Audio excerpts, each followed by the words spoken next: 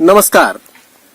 शून्यकाल के आओ किताब पढ़ें के इस एपिसोड में साहित्य अकादमी द्वारा पुरस्कृत महान साहित्यकार कमलेश्वर का लिखा हुआ एक कालजयी उपन्यास कितने पाकिस्तान को हम पढ़ेंगे।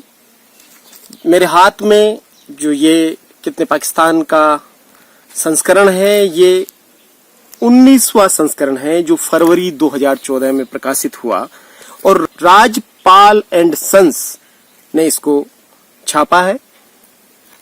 364 पेज के इस उपन्यास की कीमत है 260 रुपए।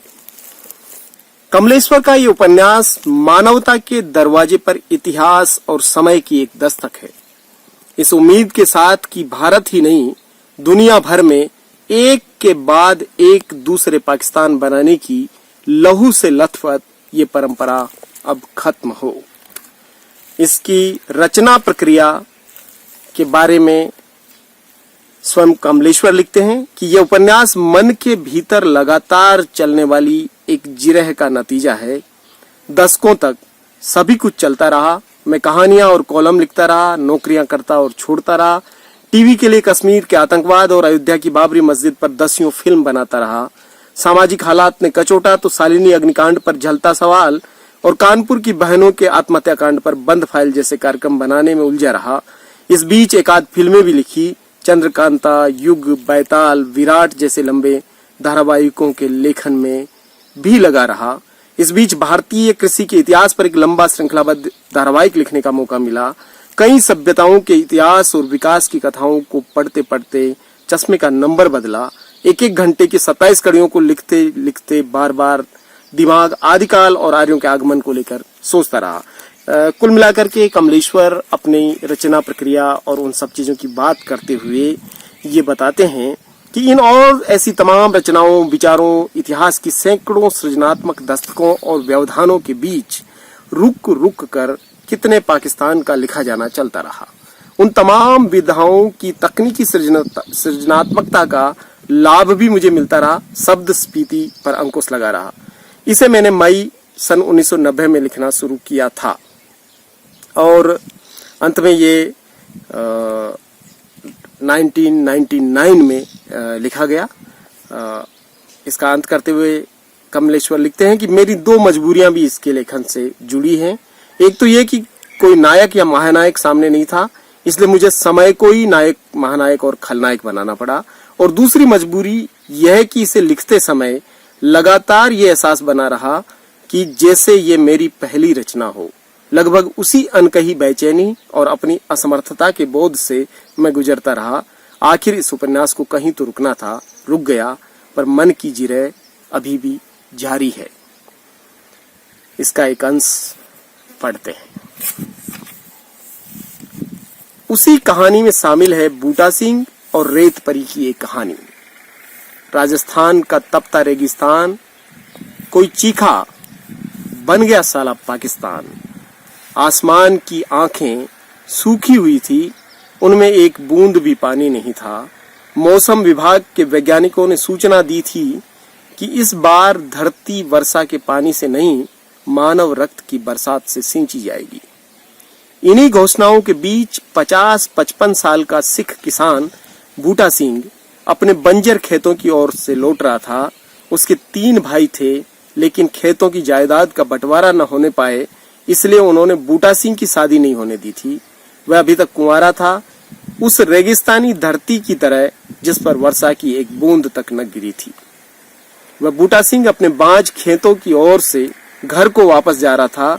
आवाजें गूंज रही थी, बन गया साला पाकिस्तान, जो बोले सो निहाल, सत श्री अकाल, नाराए तकदीर, नाराए तकबीर, अल्लाह अकबर, हर हर महादेव। बूटा सिंह को पता नहीं था कि मौसम विभाग के वैज्ञानिकों ने क्या सूचना दी थी। वह इस बात से बेखबर था कि आजादी के इस साल पानी की जगह खून की बरसात होने वाली थी। बूटा सिंह रेत पर रास्ता बनाता चला जा रहा था। ये रास्ता वह रोज बनाता था जो रोज मिट जाता था। घर पहुंचने की भी उसे कोई जल्दी नहीं थी। किसी की आंखें उसके लौट आने का इंतजार नहीं कर रही थी। तभी पीठ पीछे उसे एक डरी हुई कमसिन आवाज सुनाई दी, बचाओ बचाओ। बूटा सिंह ने पलटकर देखा, एक 16-17 साल की लड़की अपनी असमत की रक्षा के लिए उसकी ओर दौड़ी चली आ रही थी। उसके कपड़े तार तार थे, बाल बिखरे हुए और बुरी तरह हाँप रही थी। एक हिंसक सा नौजवान उसका पीछा कर रहा था। वह अधनंगी लड़की बूटा सिंह के पैरों पर आ गिरी। मुझे बचाओ, ये दरिंदा मेरी इज्जत लूटना चाहता है, कहती हुई वह उठी और बूटा सिंह से चिपक कर हाँफने लगी। तू बच के कहाँ जाएगी? उस हिंसक नौजवान ने लड़की से कहा। फिर वह बूटा सिंह से बोला, इसे मेरे हवाले कर दो। नहीं, इसे मैं तुम्हारे हवाले नहीं करूंगा, तुम्हें करना होगा, ये मेरे हिस्से में आई है। हिस्से में? बूटा सिंह ने आंखें तरेर कर पूछा, तेरे हिस्से में? हाँ, हिंदू मुसलमान का बंटवारा हो चुका है, पाकिस्तान बन चुका है। कहाँ बन चुका है पाकिस्तान? तीसरी ढाणी के उस पार पाकिस्तान बनने की लकीर खींच चुकी है। उसी लकीर के बाद ये मुसलमान लड़की मेरे हिस्से में आई है। मैं इसे काफिले वालों से छीन कर लाया हूँ, इसे मेरे हवाले कर दो।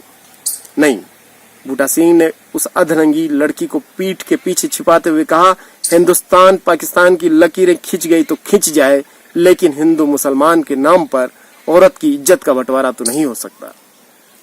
उस हिंसक नौजवान ने तेज नजरों से बूटा सिंह को देखा और बोला, तुम चाहो तो इसकी इज्जत खरीद लो।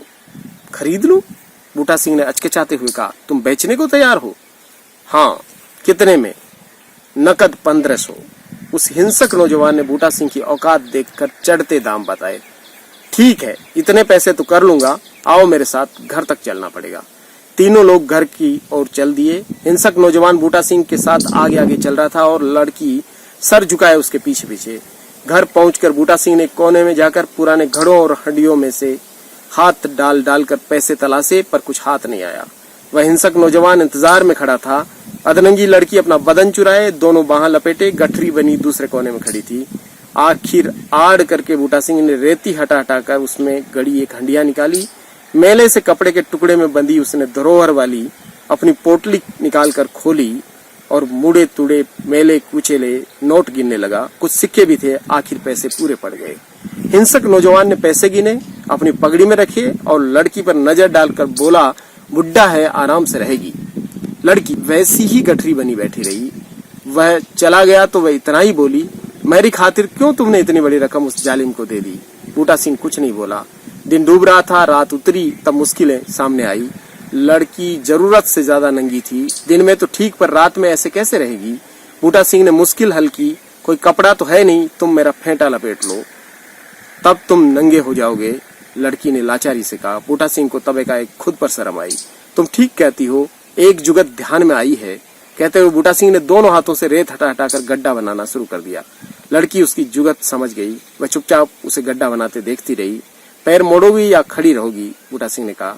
खड़ी रही तो नींद कैसे आएगी? तब इतना बहुत है। बूटा सिंह ने गड्ढे की गहराई देखकर कहा, आ जाओ। लड़की उसी तरह गठरी बनी तलवों के सहारे धीरे धीरे गड्ढे तक खिसक गई और खुद ही उसके कमर के बल लेट गई। बूटा सिंह ने उसके शरीर को रेत उड़ेल कर गड़े तक तोप दिया और उसे देखते हुए बोला, अब ठीक है? लड़की ने उसे एक बार भरपूर नजर से देखा। बूटा सिंह ने भी कंधे से दाढ़ी खुजलाने का बहाना करते हुए उसे उसी तरह भरपूर नजरों से देखा। आखिर लड़की के होठों पर हल्की सी मुस्कान आई और उसने आंखें नीची कर ली। गर्दन तक रेत में दबी हुए रेत परी सी लग रही थी। अरे, अभी तक हमने पूछा ही नहीं, नाम क्या है तुम्हारा? बूटा सिंह ने जानना चाहा। जैनिब। गांव? मनियार ढानी। जात? हिंदू राजपूत। धर्म? मुसलमानी। तुम उसके साथ कैसे पड़ गई?